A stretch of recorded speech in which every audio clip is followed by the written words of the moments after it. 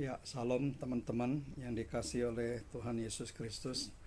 Kita kembali akan merenungkan bagian firman Tuhan dari Kisah Para Rasul pasal 2 ayat 14 sampai 40. Di sini saya bacakan beberapa ayat saja untuk kita renungkan. Judulnya Khotbah Petrus. Kisah Para Rasul pasal 2, saya mulai dari ayat 14 sampai dengan ayat 21. Firman Tuhan berkata demikian.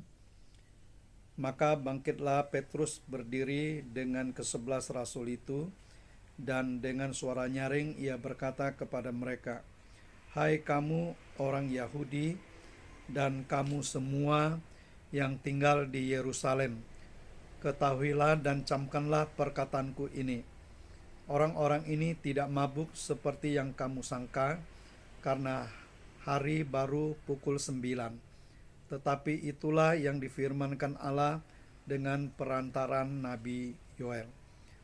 Akan terjadi pada hari-hari terakhir, demikianlah firman Allah, bahwa aku akan mencurahkan rohku ke atas semua manusia. Maka anak-anakmu laki-laki dan perempuan akan bernubuat, dan teruna-terunamu akan mendapat penglihatan-penglihatan, dan orang-orangmu yang tua akan mendapat mimpi. Juga ke atas hamba-hambaku laki-laki dan perempuan akan kucurahkan rohku pada hari-hari itu, dan mereka akan bernubuat. Dan aku akan mengadakan mujizat-mujizat di atas, di langit, dan tanda-tanda di bawah, di bumi, darah dan api, dan gumpalan-gumpalan asap. Matahari akan berubah menjadi gelap gulita, dan bulan menjadi darah sebelum datangnya hari Tuhan, hari yang besar dan mulia itu. Dan barang siapa yang berseru kepada nama Tuhan akan diselamatkan. Nah, di bagian firman Tuhan Kisah Para Rasul pasal yang kedua ayat 14 sampai 40. Di sini kita melihat bahwa Rasul Petrus Tuhan memakai untuk menyampaikan firman Tuhan. Setelah menyampaikan berita tentang turunnya Roh Kudus kepada para rasul yang disangka orang itu mereka sedang mabuk. Tapi Petrus menjelaskan bahwa hari pukul 9. Jadi tidak mungkin murid-murid dan rasul-rasul itu sedang mabuk, tapi mereka dipenuhi Roh Kudus. Roh Kudus dicurahkan di tengah-tengah mereka.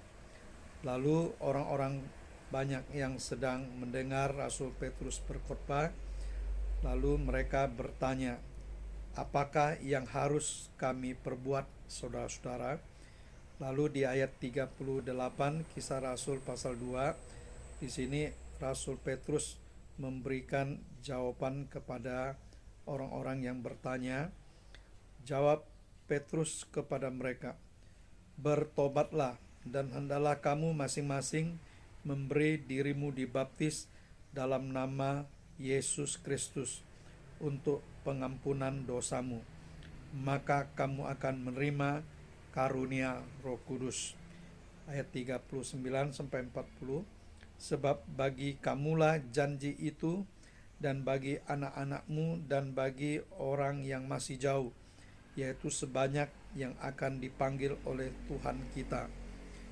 Dan dengan banyak perkataan lain lagi, ia memberi suatu kesaksian yang sungguh-sungguh, dan ia mengecam dan menasihati mereka, katanya, "Berilah dirimu diselamatkan dari angkatan yang jahat ini." Jadi saudara-saudara, setelah Rasul Petrus menyampaikan khotbahnya, bagian firman Tuhan yang disampaikan kepada orang-orang Yahudi dan semua orang yang berkumpul di Yerusalem, mereka menyerahkan diri untuk percaya kepada Yesus.